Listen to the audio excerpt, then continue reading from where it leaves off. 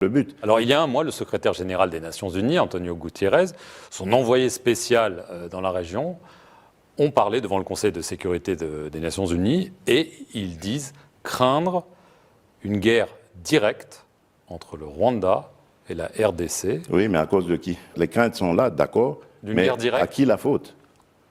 Donc nous sommes Est-ce qu'on est au bord les d'une victimes. guerre, Monsieur le Président? Moi, je n'exclus aucun scénario. Nous sommes les victimes. Donc on n'a pas regardé dans notre direction. Il faut regarder dans la direction de ceux qui sont coupables de cette agression, de cette situation.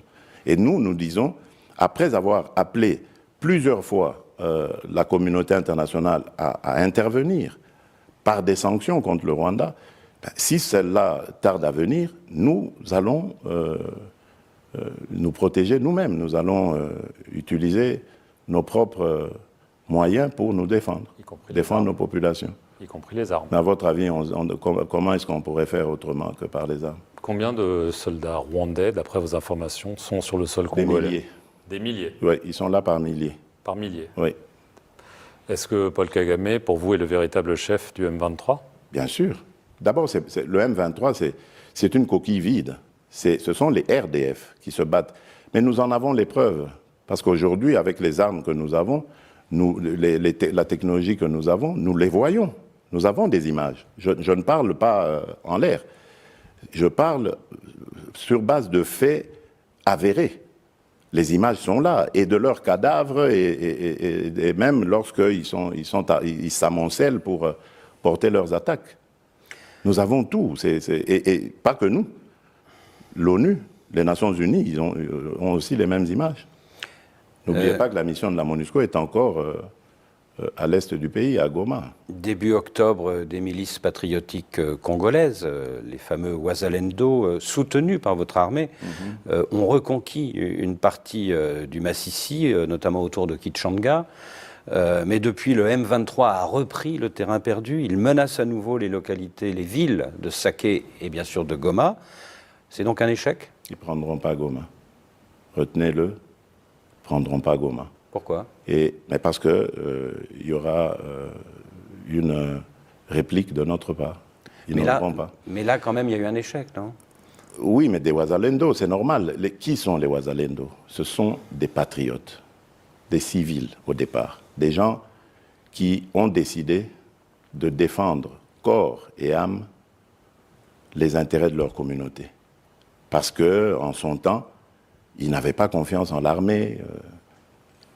Ils ne pensaient pas que l'armée était capable de les protéger. Donc ils ont pris leur courage à deux mains et se sont engagés dans ce combat.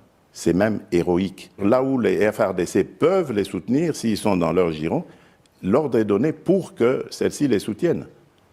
Mais je ne m'en cache pas, parce que ce n'est pas un crime qu'ils commettent. Ils défendent leur patrie, et avec raison, et courage. Mais pas Ce sont des héros, pas des criminels comme le M23 et les RDF du Rwanda. Alors, pour tenter de retourner la situation en votre faveur, vous avez aussi eu recours à des compagnies de sécurité occidentales, une française, Agemira, une roumaine, Congo Protection. Bien sûr, c'est pour renforcer les capacités. Ce sont des experts, attention, ce sont des experts qui sont eux-mêmes, qui ont eux-mêmes des carrières de forces spéciales, de commandos, etc., et dont la mission est de renforcer les capacités des forces de défense en situation réelle, sur terrain. En se battant? Ah, bien sûr, mais ils sont combien? Ils doivent être à nos côtés. Donc, ils sont combien, monsieur? 900? Par là, un bon millier peut-être. Ouais. Alors, quand il y a des sociétés de sécurité étrangères, ou que ce soit, qui viennent, qui se battent, qui sont nombreuses, on appelle ça des mercenaires. Quand vous appelez, qu'est-ce que vous appelez se battre? Parce que quand je vous dis, ils sont en situation réelle, ils sont sur le terrain, ils coachent. Est-ce qu'un coach de football, il joue avec son équipe? Et pourtant, il est sur le terrain, il voit ses joueurs jouer, il est là. Les joueurs sont là en train de jouer, et lui, il coach. Ce sont des coachs, voilà. Pas des mercenaires. Mais non, ce ne sont pas des mercenaires. Ce ne sont pas des mercenaires. Vous avez aussi remis en état de marche une flotte d'avions et d'hélicoptères. Bien sûr, d'avions de chasse et d'hélicoptères armés, bien sûr. Vous attendez 3 drones chinois. Est-ce que vous comptez sur ces nouveaux moyens, ces renforts, Vous êtes bien renseigné, vous. pour peut-être obtenir une victoire de prestige avant le rendez-vous électoral du 20 décembre? D'abord, nous ne les attendons pas. Ils sont déjà là, les drones. Ils sont là depuis quelque temps. Des drones d'attaque, hein? Bien sûr, mais qu'est-ce qu'il y a de mal là? Est-ce que vous comptez sur ces nouveaux moyens pour avoir une victoire militaire de prestige avant le 20 décembre? Je crois que je vous ai dit, non, je ne joue pas avec ça.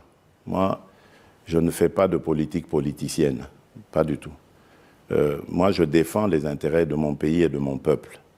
Et je les défends avant, pendant ou après les élections. Je vous ai dit que pour Rutshuru, pour le Massissi, c'était mort pour les élections en ce moment. Je l'avale avec difficulté, mais je l'avale. Mais cela ne va pas nous pousser à baisser les bras. Donc l'urgence s'impose. Nos populations sont dans des conditions inacceptables. Il faut les ramener chez elles.